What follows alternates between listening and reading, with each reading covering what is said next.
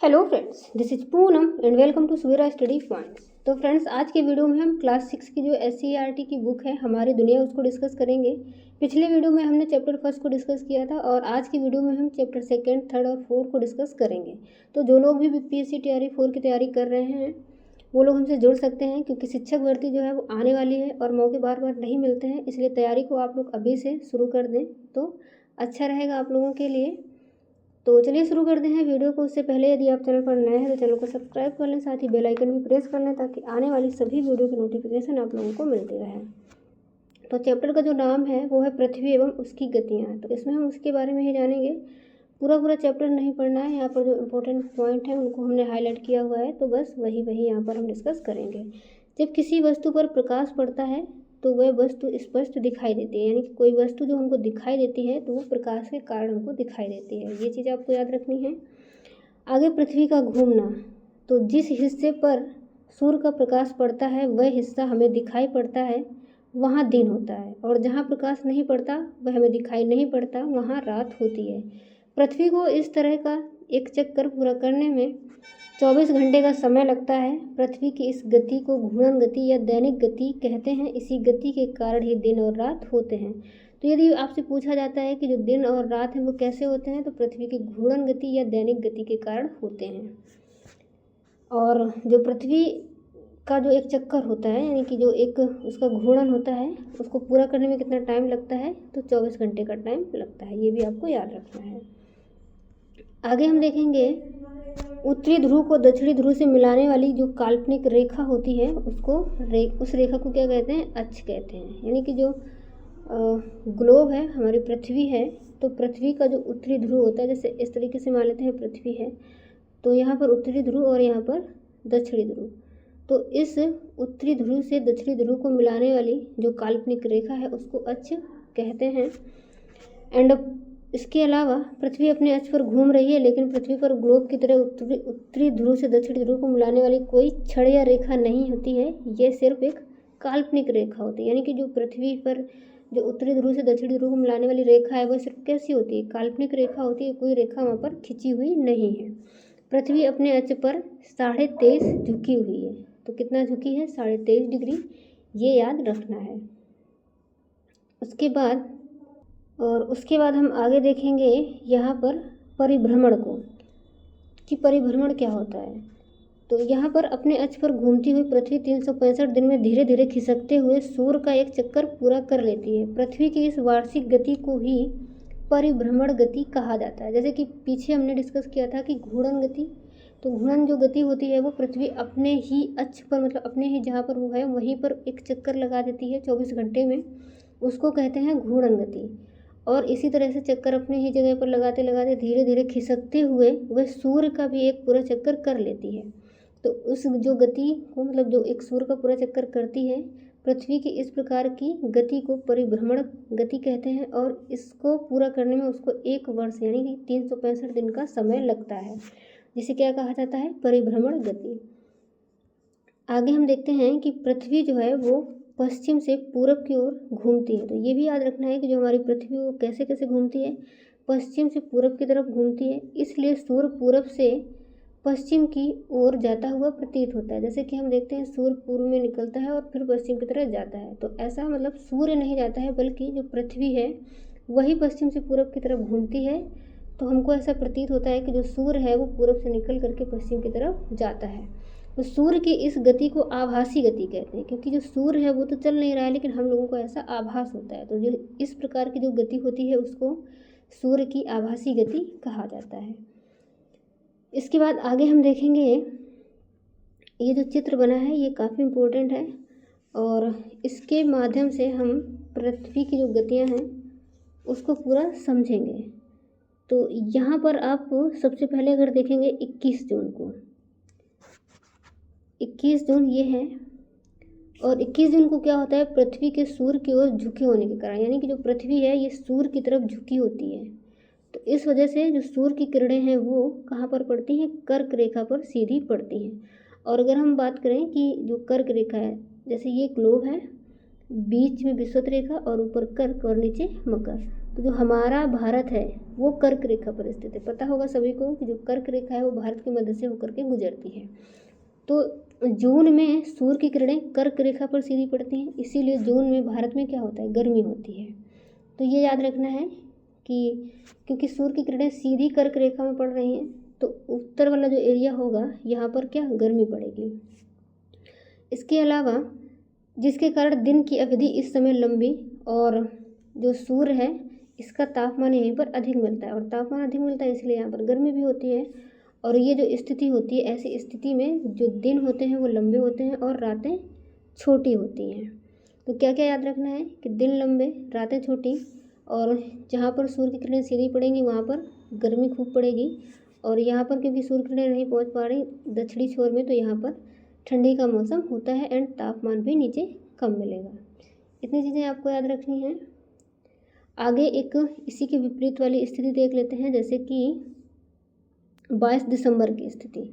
तो 22 दिसंबर में क्या होता है, 22 दिसंबर की यदि हम बात करते हैं तो यहाँ पर जो सूर्य की किरणें हैं ये मकर रेखा पर पड़ती हैं। अभी कहाँ पड़ रही थी, कर्क रेखा पर, लेकिन यहाँ पर मकर रेखा में पड़ती हैं, यानी कि अब दक्षिणी ध्रुव पर गर्मी पड़ेगी और उत्तरी ध्रुव पर सर्दी। तो देखा होगा कि ये दिसंबर की स्थिति है, तो दिसंबर में हमारे यहाँ सर्दी होती है क्योंकि जो सूर्य की किरणें हैं वो दक्षिणी ध्रुव में पड़ रही हैं, यानी कि मकर रेखा में। तो ये चीज़ें याद रखनी है। और इस टाइम क्या होता है, जो रातें होती हैं वो लंबी होती हैं और दिन छोटे होते हैं। और तापमान अधिक कहाँ पर होगा, दक्षिणी ध्रुव में ही, और तापमान कम कहाँ पर होगा, उत्तरी ध्रुव में। इसके अलावा अगली जो स्थिति है 21 मार्च की स्थिति, इसको हम देखेंगे। तो 21 मार्च में क्या होता है कि इस टाइम जो 21 मार्च की स्थिति होती है और एक जो नीचे 23 सितंबर की स्थिति होती है। 21 मार्च और 23 सितंबर दोनों को साथ साथ समझ लेते हैं। इसमें क्या होता है कि जो सूर्य की किरणें हैं वो कहाँ पर पड़ती हैं, विषुवत रेखा पर पड़ती हैं, सीधे, ना कर्क पे ना मकर पे, बीच में पड़ती हैं, विषुवत रेखा पर पड़ती हैं। तो ये जो है सबसे पहले जानते हैं 21 मार्च। तो मार्च में आपने देखा होगा कि ना तो ज़्यादा गर्मी पड़ती है और ना ही ज़्यादा सर्दी पड़ती है, क्योंकि जो सूर्य की किरणें हैं वो विषुवत रेखा पे पड़ रही हैं। तो सूर्य की किरणें हल्की सी इधर को भी जाएंगी और हल्की सी मकर रेखा की तरफ भी जाएंगी, यानी कि दोनों ही तरफ जाएंगी और सीधी कहीं पर भी नहीं जा रही, सीधी बीच में है। तो ना ही ज़्यादा यहाँ पर गर्मी पड़ती है और ना ही ज़्यादा सर्दी पड़ती है मार्च के महीने में, एंड दिन और रात भी बराबर होते हैं। वही सेम स्थिति 23 सितंबर, यानी कि सितंबर में भी आप देखते हैं कि गर्मी और सर्दी दोनों ही ज़्यादा यहाँ पर नहीं पड़ती। तो ये स्थितियाँ आपको याद रखनी हैं। आगे ये वही चीज़ यहाँ पर लिखी हुई है जो हमने अभी समझाया कि 21 जून को जब पृथ्वी उत्तरी गोलार्ध सूर्य के सामने होता है उस समय सूर्य की सीधी किरणें कर्क रेखा पर पड़ती हैं। इस कारण उत्तरी गोलार्ध का अधिक हिस्सा प्रकाश में रहता है। यही कारण है कि उत्तरी गोलार्ध में दिन लंबे और रातें छोटी होती हैं। आगे जून एवं दिसंबर की स्थिति, तो ये वही चीज़ें हैं जो मैंने समझा रखा है। एक बार इसको थोड़ा सा जल्दी जल्दी पढ़ लेते हैं कि 21 जून को पृथ्वी के सूर्य की ओर झुके होने के कारण इस समय सूर्य की सीधी किरणें कहाँ पर पड़ती हैं, विषुवत रेखा के कुछ उत्तर में, यानी कि कर्क रेखा पर पड़ती हैं, जिसके कारण दिन की अवधि इस समय लंबी होती है। इस समय सूर्य का ताप अधिक मिलता है, फलतः उत्तरी गोलार्ध में गर्मी का मौसम रहता है। हमारा देश उत्तरी गोलार्ध में है, इसलिए जून में खूब गर्मी यहाँ पर पड़ती है। और इसी समय दक्षिणी गोलार्ध में सूर्य की किरणें तिरछी होती हैं, इसलिए वहाँ जून में सूर्य का जो ताप है वो कम मिलता है और वहाँ जाड़े का मौसम होता है। तो यही सारी चीज़ें हमने अभी एक्सप्लेन की थी और वही चीज़ें यहाँ पर लिखी है। तो एक बार PDF से आप लोग पढ़ लेंगे अच्छे से। आगे 22 दिसंबर, तो 22 दिसंबर के लिए भी हमने बताया है कि 22 दिसंबर को क्या होता है कि यहाँ पर जो सूर्य की किरणें हैं वो इस टाइम दक्षिणी गोलार्ध की तरफ झुका हुआ होता है और सूर्य की किरणें मकर रेखा पर सीधी पड़ती हैं, जिस कारण से दक्षिणी गोलार्ध में सूर्य का तापमान अधिक रहता है, वहाँ पर गर्मी पड़ती है और दक्षिणी गोलार्ध में ही रातें छोटी और दिन लंबे होते हैं। तो ये सारी चीज़ें जो पीछे बता चुके हैं वही हैं। उसके बाद 21 मार्च और 23 सितंबर की स्थिति, तो ये भी सारी चीज़ें वही हैं कि इस टाइम क्या होता है, विषुवत रेखा पर जो किरणें हैं वो सीधी पड़ती हैं। तो इस टाइम जैसे 21 मार्च के लिए मैंने बताया था तो वसंत ऋतु इसको माना जाता है, और 23 सितंबर को शिशिर ऋतु। ये चीज़ें याद रखनी है कि मार्च में कौन सा मौसम होता है, वसंत ऋतु, और सितंबर में कौन सा होता है, शिशिर ऋतु। आगे हम देखेंगे, आगे अगर हम बात करते हैं तो पृथ्वी को उत्तर और दक्षिण 2 बराबर हिस्सों में बांटें तो बीच के हिस्से में सूर्य की किरणें लगभग हमेशा सीधी पड़ेंगी। यहाँ सालों भर गर्मी पड़ती है। इस क्षेत्र को उष्णकटिबंध की पेटी कहते हैं। यानी कि कहने का मतलब ये है कि जैसे ये हमारी पृथ्वी है और इसको अगर हम 2 बराबर भागों में बांटें तो सूर्य की किरणें जो पड़ती हैं, जैसे विषुवत रेखा पे जब पड़ती हैं सूर्य की किरणें सीधी, तो जहाँ पर सूर्य की किरणें मतलब जहाँ पर सूर्य की किरणें वर्ष भर पड़ती हैं उसको क्या कहते हैं, उसको कहते हैं उष्णकटिबंध पेटी। तो इसको आप ऐसे समझेंगे, जैसे हमने बताया कि जो हमारी पृथ्वी है तो एक टाइम ऐसा होता है जब सूर्य की किरणें पड़ती हैं कर्क रेखा पर, और एक टाइम ऐसा होता है जब पड़ती हैं मकर रेखा पर, और एक टाइम ऐसा होता है, एक टाइम नहीं 2 टाइम ऐसे होते हैं जब पड़ती हैं विषुवत रेखा पर। लेकिन देखिए हर एक कंडीशन में जब किरणें कर्क रेखा पर आएंगी तब भी वो विषुवत रेखा पर भी जाएंगी, क्योंकि कुछ इधर जाएंगी कुछ इधर जाएंगी। और जब किरणें मकर रेखा पर पड़ेंगी तब भी जो सूर्य की किरणें हैं वो विषुवत रेखा पर जाएंगी, क्योंकि कुछ किरणें इधर को जाएंगी और कुछ इधर को जाएंगी, मतलब तिरछी होकर थोड़ा उधर और थोड़ा इधर दोनों साइड जाएंगी। यानी कि विषुवत रेखा पर वर्ष भर सूर्य की किरणें पड़ती रहती हैं। इस वजह से जो विषुवत रेखीय वाला जो क्षेत्र होता है उसको उष्णकटिबंध की पेटी कहा जाता है। आगे हम देखते हैं कि उष्णकटिबंधीय क्षेत्र की अपेक्षा पृथ्वी मतलब उससे ऊपर जाएंगे, थोड़ा सा उष्णकटिबंधीय क्षेत्र से ऊपर जाएंगे तो वहाँ पर सूर्य की किरणें कम मिलती हैं, तो उन्हें कहते हैं शीतोष्णकटिबंध की पेटी। और ज़्यादा ध्रुवों की तरफ जब चले जाएंगे, यानी कि ध्रुवों के निकट सूर्य की किरणें अत्यधिक तिरछी पड़ती हैं। यही कारण है कि 6 महीने का दिन होने के बावजूद ये किरणें वहाँ के धरातल एवं वातावरण को गर्म नहीं कर पाती, अतः यहाँ पर वर्ष भर बर्फ जमी रहती है। इस क्षेत्र को शीतकटिबंध की पेटी कहा जाता है। यानी कि जो ध्रुव होते हैं वहाँ पर सूर्य की किरणें हमेशा तिरछी पड़ती हैं, तो पूरी तरीके से वहाँ पर जो सूर्य का प्रकाश है या कह सकते हैं कि ताप तो अधिक नहीं वहाँ पर कभी भी हो पाता, तो हमेशा वहाँ पर सर्दी रहती है और वर्ष भर बर्फ जमी रहती है, जिस कारण से वहाँ का जो एरिया होता है वो शीतकटिबंध का क्षेत्र कहलाता है। तो ये आपको याद रखना है कि विषुवत रेखा वाला क्षेत्र क्या कहलाता है, उष्णकटिबंधीय क्षेत्र।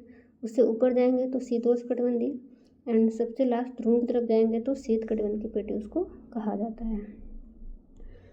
आगे इसकी जो एक्सरसाइज है उसको देखेंगे। समदिवारात्रि होते हैं। समदिवारात्रि से मतलब जहाँ पर दिन और रातें समान होती हैं, तो वो होती है 21 मार्च और 23 सितंबर की स्थिति। सबसे बड़ा दिन होता है 21 जून को होता है सबसे बड़ा दिन, ये याद रखना है आपको। पृथ्वी अपने अक्ष पर कितना झुकी हुई है, 23.5 डिग्री। शीतोष्ण कटिबंध क्या होता है, कम गर्मी पड़ती है। जो शीतोष्ण कटिबंध होता है वहाँ पर कम गर्मी पड़ती है, और उष्ण कटिबंध के लिए हमने बताया जहाँ पर अधिक गर्मी पड़ती है, और जो शीत कटिबंध है वहाँ पर अधिक ठंडी पड़ती है। ये तीनों ही चीज़ें याद रखनी हैं अच्छे से। जहाँ सालों भर गर्मी पड़ती है वह क्षेत्र क्या कहलाता है, उष्ण कटिबंध। देखिए यहाँ पर विषुवत रेखा भी दिया गया है, पर ये पूछा है कि जहाँ पर सालों भर गर्मी पड़ती है वह क्षेत्र कहलाता क्या है, तो कहलाता क्या है, उष्णकटिबंध। अगर ये पूछा जाए कि जहाँ सालों भर गर्मी पड़ती है उस रेखा को क्या कहते हैं, तो हम विषुवत रेखा करेंगे, लेकिन वह क्षेत्र क्या कहलाता है, उष्णकटिबंधीय क्षेत्र कहलाता है। इसलिए ऑप्शन हमारे यहाँ पर जो उष्णकटिबंध है ये सही होगा। आगे अगर हम बात करें पृथ्वी आकार में चंद्रमा से कैसी है, तो जो पृथ्वी है वो आकार में चंद्रमा से बड़ी है, छोटी नहीं है। और चांद पर पहुंचने वाले जो प्रथम व्यक्ति हैं वो कौन थे, तो ये थे नील आर्मस्ट्रांग। इसके बाद अगला चैप्टर हम देखेंगे, नहीं अभी यहाँ पर खाली स्थान भी है, इनको भी देख लेते हैं।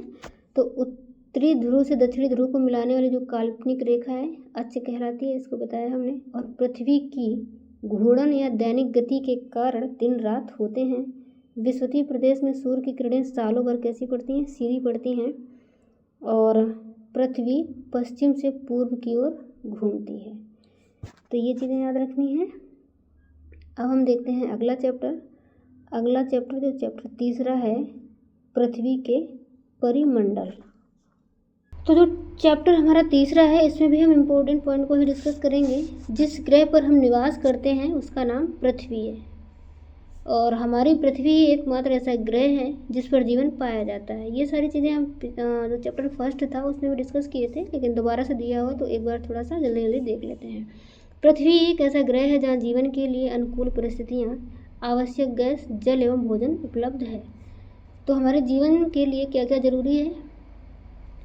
गैस यानी कि जो हवा है, जल और भोजन, 3 चीज़ें जरूरी हैं और ये तीनों चीज़ें हमारी पृथ्वी पर उपलब्ध है, इसीलिए यहाँ पर जीवन संभव है। भोजन और पानी के बगैर हम कुछ समय तक जीवित रह सकते हैं, किंतु हवा के बिना हम कुछ पल भी जीवित नहीं रह सकते। ये चीज़ें याद रखनी हैं। और इन तीनों चीज़ों में से किसी भी एक चीज़ की यदि कमी रहती है तो वहाँ पर जीवन संभव नहीं है। इसी वजह से चंद्रमा और अन्य ग्रहों पर हवा और पानी नहीं है, इसलिए वहाँ जीवन संभव नहीं है। जलमंडल की हम बात करते हैं तो जलमंडल में क्या होता है, जो जहाँ पर मतलब जलीय भाग होता है और जलीय जीव या पौधे जहाँ पर रहते हैं उसको हम जलमंडल कहते हैं। जैसे मछली की बात करते हैं, घड़ियाल हो गया, सांप और केकड़ा, सॉस वगैरह, ये चीज़ें कहाँ रहते हैं? मतलब जल में। तो जलमंडल के जीव हो गए।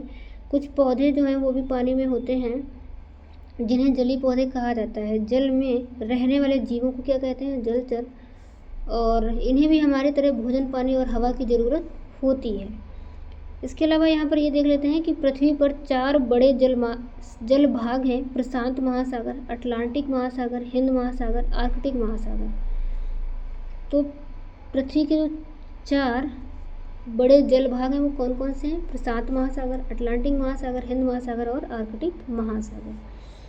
आगे हम देखते हैं यहाँ पर कि जैसे तालाब हो गया, आहर, झील, सागर, महासागर इत्यादि पृथ्वी पर जल के विभिन्न भाग हैं। सम्मिलित रूप से इन्हें जलमंडल कहते हैं। ये सभी पृथ्वी के 71% भाग को घेरे हुए हैं।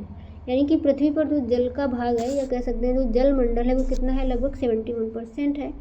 ये याद रखना है। यहाँ पर आप देख सकते हैं ये हमारा पूरा विश्व है, पूरी पृथ्वी कह सकते हैं। तो यहाँ पर ये हिंद महासागर हो गया, ये पूरा अटलांटिक एस आकार का होता है, उत्तरी अटलांटिक महासागर और दक्षिणी अटलांटिक महासागर, यानी कि पूरा क्या है? अटलांटिक महासागर है। वहीं प्रशांत महासागर की बात करते हैं तो ये और ये पूरा, क्योंकि ये पूरा एक प्लेन पेज में ऐसे सीधा सीधा, इसको जब राउंड कर देंगे इस तरीके से तो ये वाला जो पोर्शन है ये ऐसे राउंड मिल जाएगा। तो पूरा प्रशांत महासागर ये और ये, इस वजह से इसको खोल दिया है तो ये दोनों साइड से प्रशांत महासागर दिख रहा है। तो साइड में यहाँ पर क्या है? इधर और इधर ये प्रशांत महासागर है, ये अटलांटिक महासागर हो गया, ये हिंद महासागर हो गया और आर्कटिक महासागर ये। तो ये चारों जलीय भाग याद रखने हैं आपको। और ये महाद्वीप भी यहाँ पर दिए हुए हैं: एशिया, यूरोप, अफ्रीका, दक्षिण अमेरिका, उत्तरी अमेरिका और यहाँ पर ये ऑस्ट्रेलिया। तो महाद्वीप कितने हैं? 7 हैं। और एक ये नीचे है अंटार्कटिका, इसको भी याद रखना है। आगे हम देखते हैं, इसको थोड़ा सा पढ़ लेते हैं। एक पैराग्राफ दिया है कि वर्ष 1984 में जब राकेश शर्मा अंतरिक्ष की यात्रा पर थे, तब उस समय भारत की तत्कालीन प्रधानमंत्री इंदिरा गांधी, यानी कि ये याद रखना है कि जब राकेश शर्मा 1984 में अंतरिक्ष की यात्रा पर गए तो उस समय भारत की जो तत्कालीन प्रधानमंत्री वो कौन थी? इंदिरा गांधी थी। तभी उन्होंने उनसे फ़ोन करके पूछा था कि आपको अंतरिक्ष से पृथ्वी कैसी दिखाई दे रही है? तब राकेश शर्मा ने कहा कि नीली। वास्तव में जो हमारी पृथ्वी है, अंतरिक्ष से जब हम देखते हैं तो वो नीले रंग की दिखाई देती है। और ऐसा क्यों है? पानी की अधिकता के कारण है। और इस चीज़ को हमने अच्छे से चैप्टर फर्स्ट में डिस्कस भी किया है। अब यहाँ पर हम देखेंगे जो एरोनॉटिक्स शब्द है, एरोनॉटिक्स क्लब, ये क्या होता है? ये होता है कि वह स्थान जहाँ से गुब्बारा, हवाई जहाज़ एवं हेलीकॉप्टर की उड़ान संचालित की जाती है। तो ये वर्ड आपको याद रखना है। एरोनॉटिक्स क्लब क्या होता है? ऐसा स्थान जहाँ से गुब्बारा, हवाई जहाज़ एवं हेलीकॉप्टर की उड़ान भरी जाती है। आगे हम बात करते हैं कि पृथ्वी का वह ऊपरी ठोस भाग जिसमें मिट्टी, कंकड़, पत्थर, पहाड़, मैदान, पठार इत्यादि सम्मिलित हैं, स्थलमंडल कहलाता है। इस स्थलमंडल पर ही हम अपने घर बनाते हैं, खेतीबाड़ी करते हैं और विभिन्न प्रकार की क्रियाकलाप करते हैं।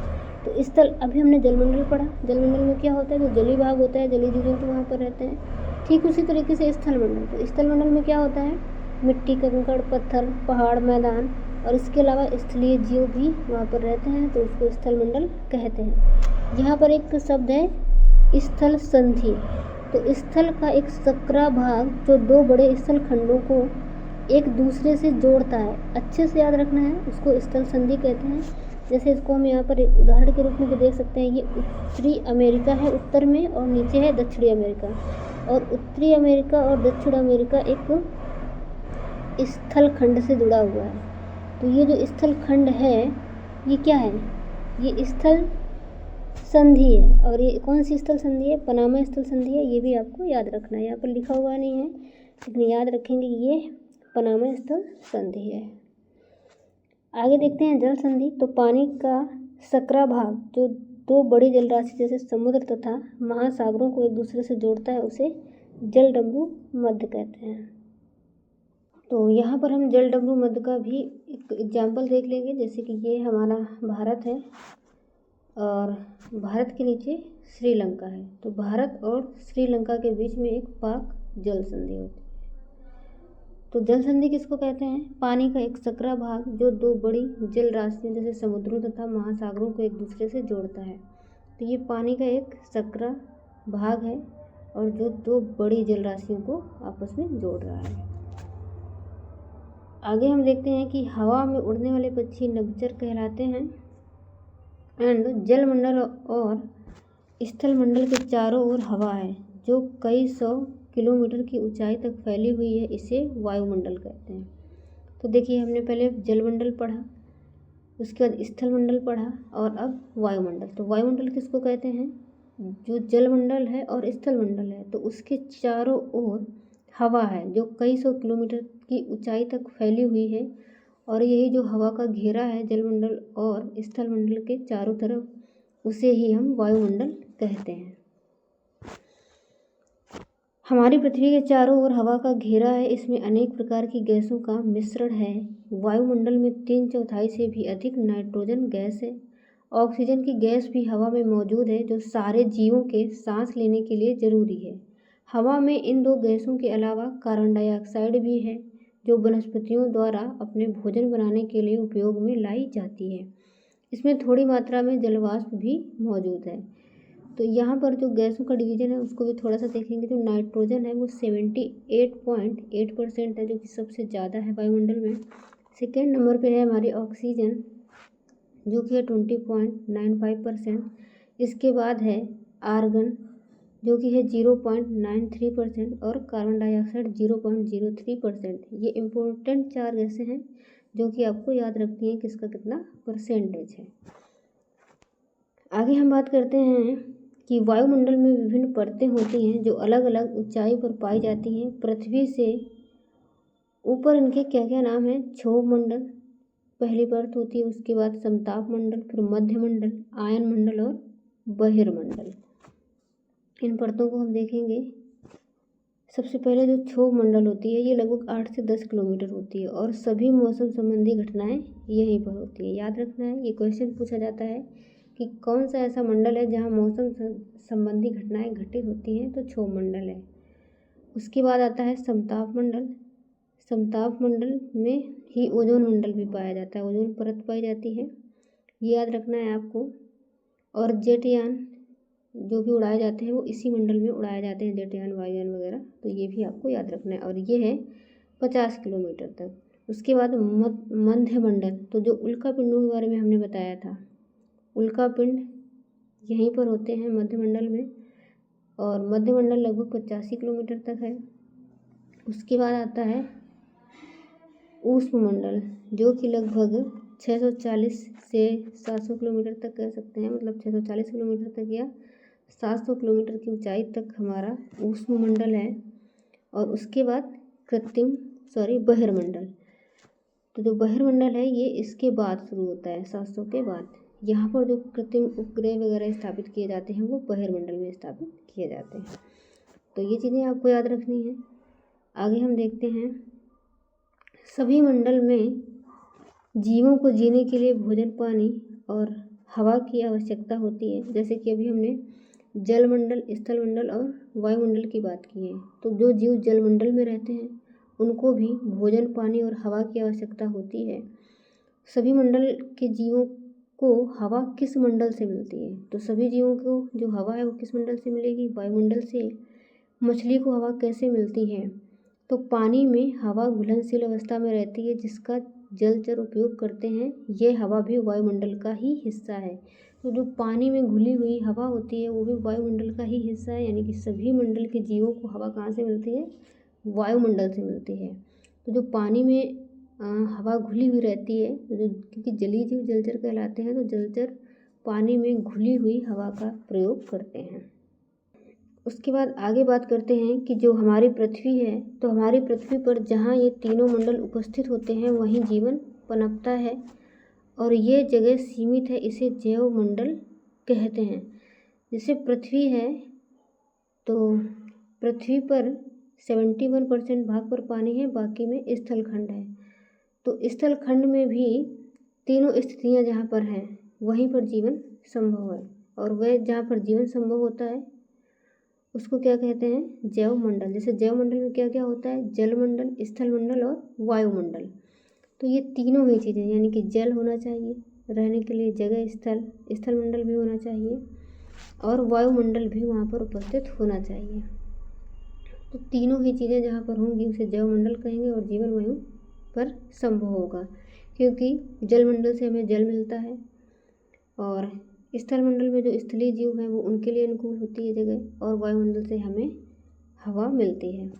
तो तीनों ही चीज़ें ज़रूरी हैं जीवन के लिए, और जहाँ पर तीनों चीज़ें होंगी उसको ही जैव मंडल कहेंगे। जैसे ये जैव मंडल का एक उदाहरण है, यहाँ पे आप देख सकते हैं स्थल खंड भी है और पानी यानी कि जल मंडल भी है और ऊपर वायुमंडल भी है।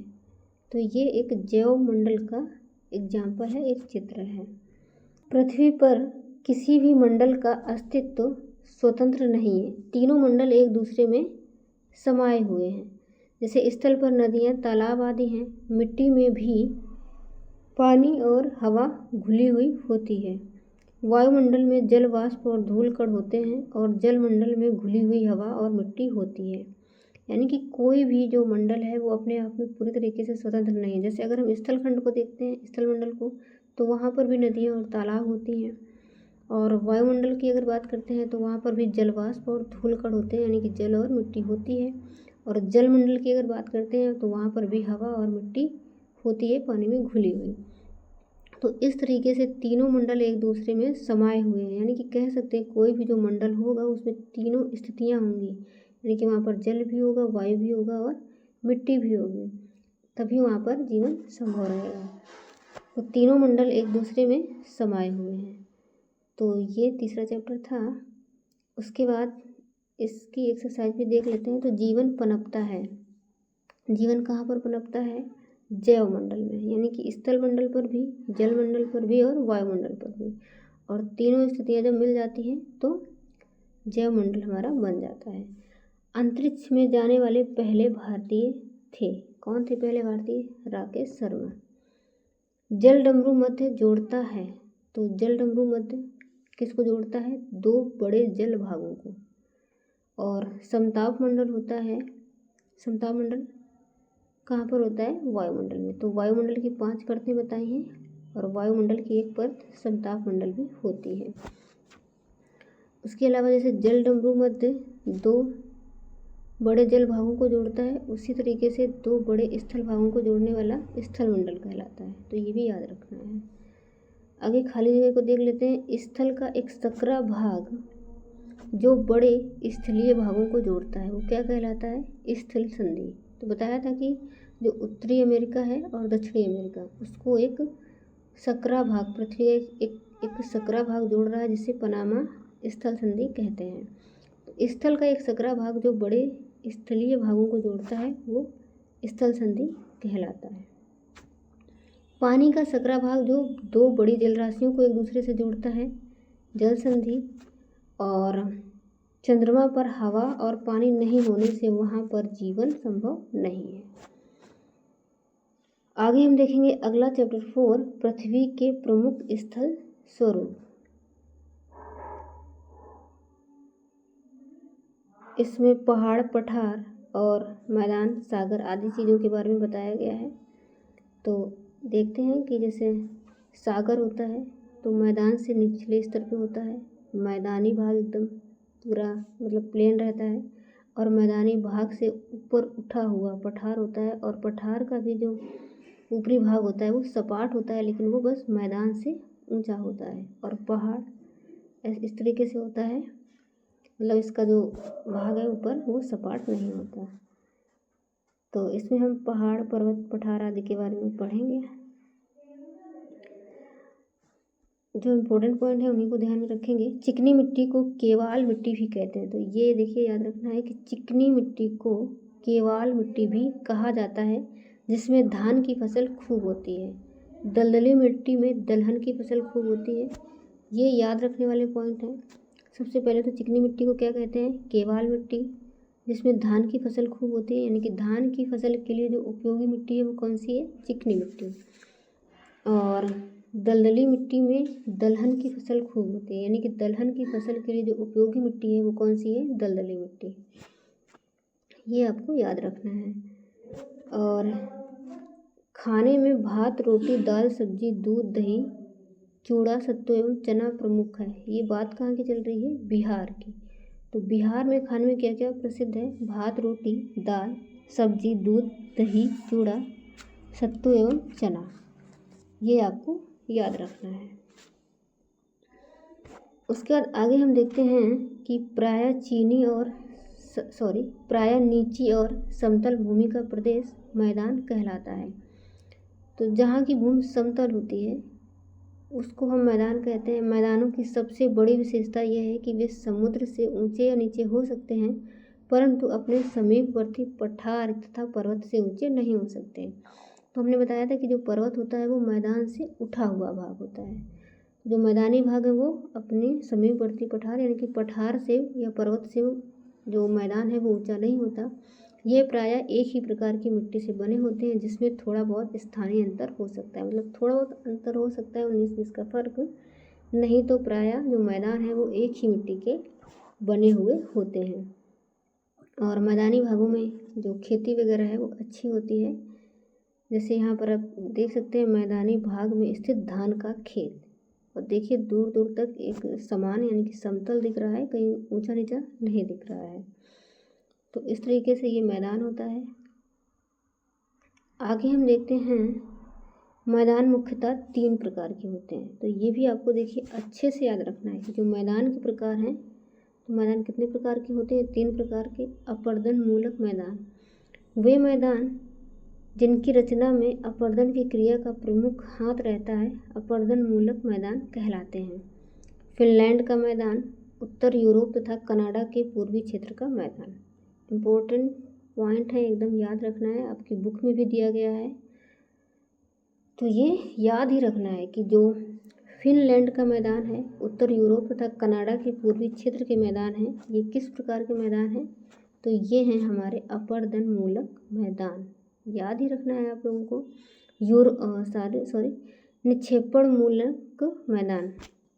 तो जो निक्षेपण मूलक मैदान है इनको हम देखते हैं, जैसे निक्षेपण की क्रिया से जो बनते हैं, निक्षेपण की क्रिया द्वारा नदियों, हिमानी वायु तथा सागरी तरंगों से जो मैदान बनते हैं उन्हें निक्षेपण मैदान कहते हैं। जैसे जो केरल के तट का मैदान है या फिर हंगरी का मैदान है, दोनों को ही अच्छे से याद रखना है। केरल के तट का मैदान और हंगरी का मैदान, ये किस प्रकार के मैदान है? निक्षेपण मूलक मैदान। अब देखते हैं रचनात्मक मैदान। इस प्रकार के मैदान का निर्माण पृथ्वी की आंतरिक हलचलों द्वारा होता है, जैसे कि उत्तरी अमेरिका का मध्यवर्ती मैदान। याद रखना है अच्छे से। रचनात्मक मैदान जो पृथ्वी की आंतरिक हलचलों द्वारा होते हैं उसे हम रचनात्मक मैदान कहते हैं। उत्तरी अमेरिका का मध्यवर्ती मैदान। आगे हम देखते हैं मैदानी क्षेत्रों में जीवन यापन के लिए भोजन, जल, आवास एवं परिवहन की सुविधाएं आसानी से उपलब्ध हो जाती हैं। जो मैदानी क्षेत्र रहता है वो एकदम समतल होता है और वहाँ पर जीवन यापन के लिए जो स्थितियाँ हैं वो अनुकूल बनती हैं, क्योंकि यहाँ पर जल और रहने के लिए घर और परिवहन सुविधाएं यानी कि सड़कें बनाना या रेल की पटरियाँ बनाना आसान होता है, क्योंकि मैदानी भाग रहता है। तो ज़्यादा काट छाट करनी नहीं पड़ती। तो परिवहन की सुविधाएं आसानी से उपलब्ध रहती हैं, जल, आवास और भोजन भी आसानी से, यानी कि जो समतल एरिया होता है वो खेती के लिए भी उपयुक्त होता है। तो ऐसे क्षेत्रों में सड़क मार्ग, रेल मार्ग एवं अन्य सुविधाएं आसानी से प्रदान की जा सकती हैं। आगे हम बात करते हैं, बिहार का अधिकतर भाग गंगा नदी के दोनों तरफ मैदानी भाग के रूप में फैला हुआ है। इसमें कृषि कार्य होता है। ऐसे मैदान पश्चिम में पंजाब से लेकर पूर्व में असम तक मिलते हैं। ये इलाके सतलज, गंगा और ब्रह्मपुत्र का मैदान कहलाते हैं। ये पूरा मैदानी क्षेत्र अन्न उत्पादन के लिए प्रसिद्ध है। इसे भारत के उत्तरी विशाल के मैदान के नाम से भी जाना जाता है। तो अगर हम बात करते हैं जो बिहार है, तो बिहार का अधिकतर भाग गंगा नदी के दोनों तरफ मैदानी भाग के रूप में फैला हुआ है और इसमें कृषि कार्य भी होता है। और ऐसे मैदान पश्चिम में पंजाब से लेकर पूर्व में असम तक, जैसे कि जो हमारा भारत है, यहाँ पर हम थोड़ा सा बनाने की कोशिश करेंगे। इस तरीके से जो हमारा भारत बना हुआ है, तो भारत में बोल रहा है कि पश्चिम से लेकर के, तो पश्चिम इधर से लेकर के यहाँ पंजाब से लेकर के पूर्व में असम तक, असम इधर है बीच में थोड़ा सा, असम तक के इलाके सतलज, तो सतलज नदी हमारे यहाँ से मानसरोवर से निकलती है ऐसे, और जो ब्रह्मपुत्र नदी है वो भी यही मानसरोवर से निकल करके और अरुणाचल से ऐसे असम से होते हुए इधर आती है बंगाल की खाड़ी में। और जो गंगा नदी है ये हमारे उत्तराखंड से निकल के ऐसे बिहार में प्रवेश, मतलब उत्तर प्रदेश, उसके बाद बिहार में ऐसे प्रवेश करके ये भी बंगाल खाड़ी में ब्रह्मपुत्र नदी से मिल जाती है।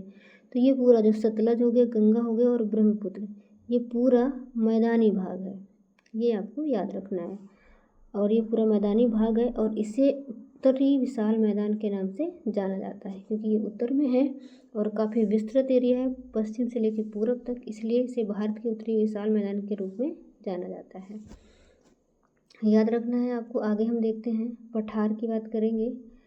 तो पठार आसपास की भूमि से ऊंचा होता है तथा उसके ऊपर का भाग सपाट होता है। पठार की ऊंचाई कुछ 100 मीटर से लेकर कई हज़ार मीटर तक हो सकती है।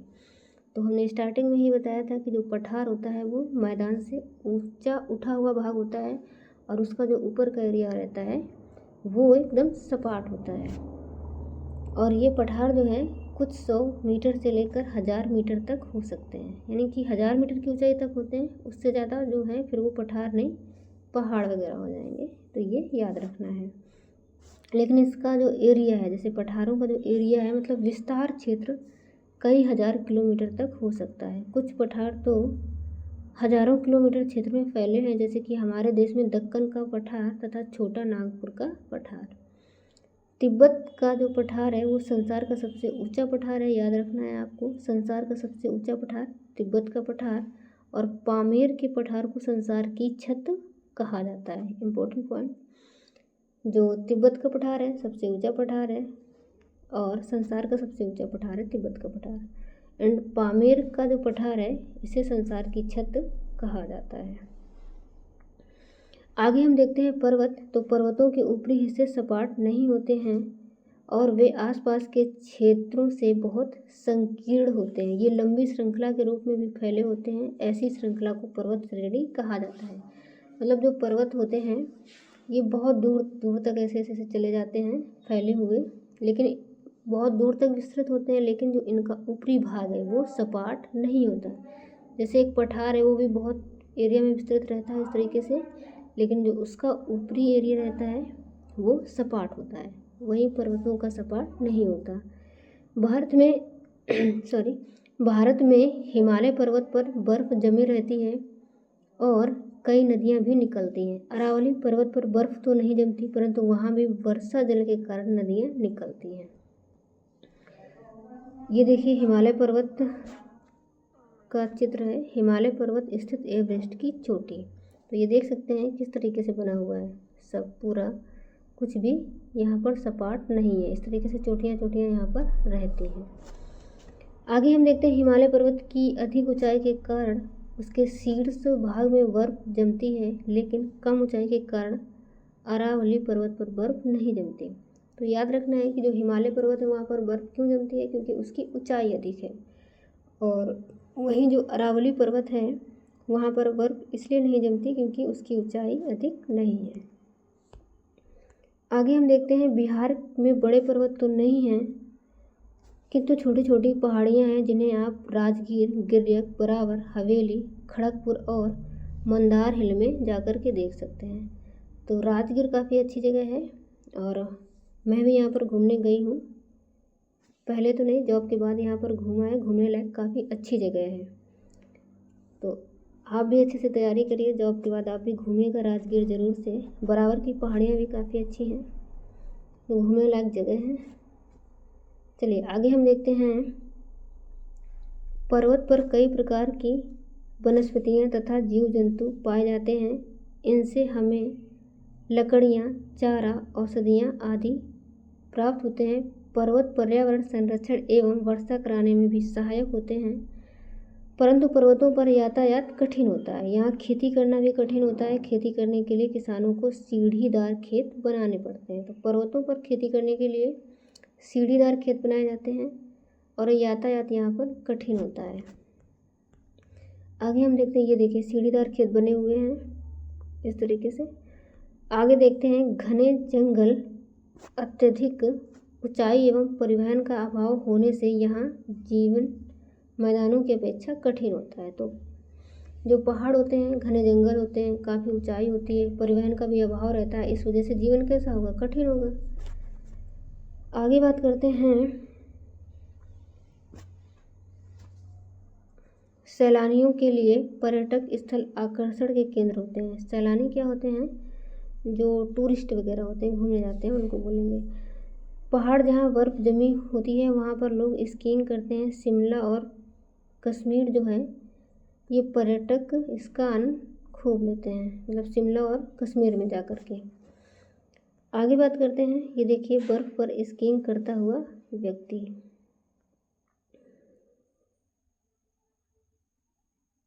इसके अलावा यहाँ पर एक क्वेश्चन टाइप दिया हुआ है कि पता कीजिए भारत में कौन कौन से स्थान पर्वतीय पर्यटक स्थल के रूप में प्रसिद्ध हैं। तो इसको आप पता करना, या फिर हम भी एक साथ एक कोई वीडियो बना देंगे जिसमें भारत के प्रमुख पर्यटक स्थल रहेंगे। आगे देखते हैं, पर्वत 3 प्रकार के होते हैं। तो पर्वत भी याद रखना है, पर्वत कितने प्रकार के होते हैं, 3 प्रकार के होते हैं। वलित पर्वत, इनकी सतह उबड़ खाबड़ एवं शिखर शंक्वाकार होती है, जैसे भारत का हिमालय पर्वत एवं दक्षिण अमेरिका का एंडीज पर्वत। तो देखिए दक्षिण अमेरिका का जो एंडीज पर्वत है बहुत ज़्यादा ही पूछा जाता है, याद रखना है। ये सबसे लंबी श्रृंखला है और सबसे जो ऊंची श्रृंखला है वो है हिमालय पर्वत। दोनों ही क्वेश्चन पूछे जाते हैं और दोनों ही कैसे हैं, वलित पर्वत का उदाहरण है। और एक चीज़ और भी याद रखनी है कि सबसे ऊंची जो पर्वत श्रृंखला है वो हिमालय पर्वत है और सबसे लंबी एंडीज पर्वत है। लेकिन हिमालय पर्वत के बाद यदि पूछा जाए सेकेंड नंबर पे सबसे ऊंची पर्वत श्रृंखला कौन सी है, तो वो एंडीज पर्वत ही है। आगे हम बात करते हैं भ्रंशोत्थ पर्वत। तो पृथ्वी के आंतरिक हलचलों के कारण पृथ्वी पर दरारें पड़ जाती हैं। 2 दरारों के बीच का भाग ऊपर उठ जाता है। इस ऊंचे उठे भाग को भ्रंशोत्थ पर्वत कहा जाता है। जैसे भारत का सतपुड़ा पर्वत इसका एक अच्छा उदाहरण है। तो भारत का सतपुड़ा पर्वत ये भी पूछा जाता है, ये कैसा उदाहरण है, भ्रंशोत्थ पर्वत का। ज्वालामुखी पर्वत, ज्वालामुखी से निकले लावा एवं अन्य पदार्थों के ठंडा होकर जम जाने से जिन पर्वतों का निर्माण होता है उसे ज्वालामुखी पर्वत कहते हैं।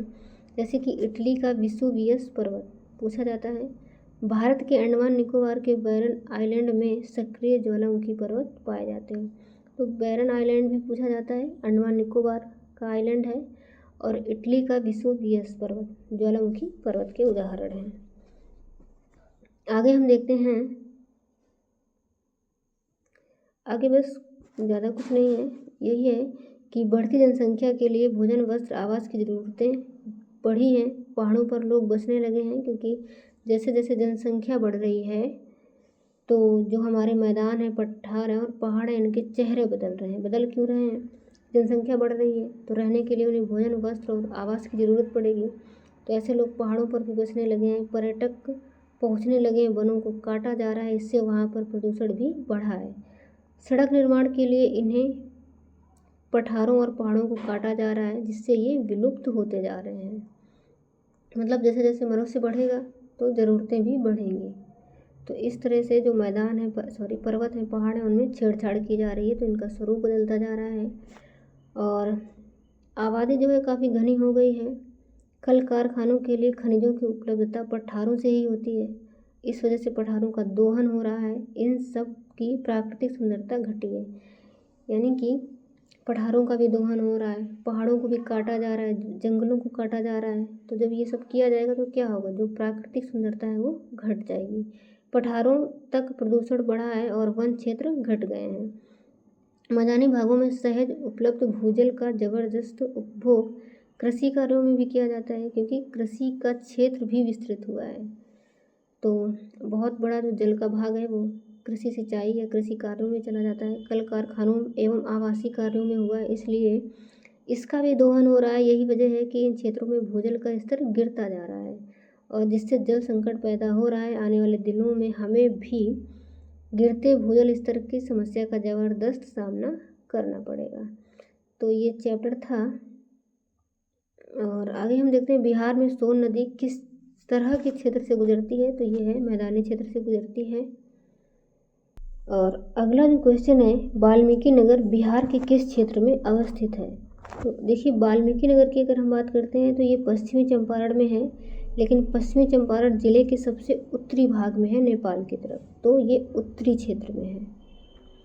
आगे हम देखते हैं धान की फसल के लिए उपयुक्त मिट्टी है। तो धान की फसल के लिए उपयुक्त मिट्टी कौन सी है, चिकनी मिट्टी, और इसका दूसरा नाम क्या है, केवाल मिट्टी। पठार का जो ऊपरी सतह होती है वो कैसी होती है, नुकीला, सपाट, संकीर्ण या फिर ढालदार।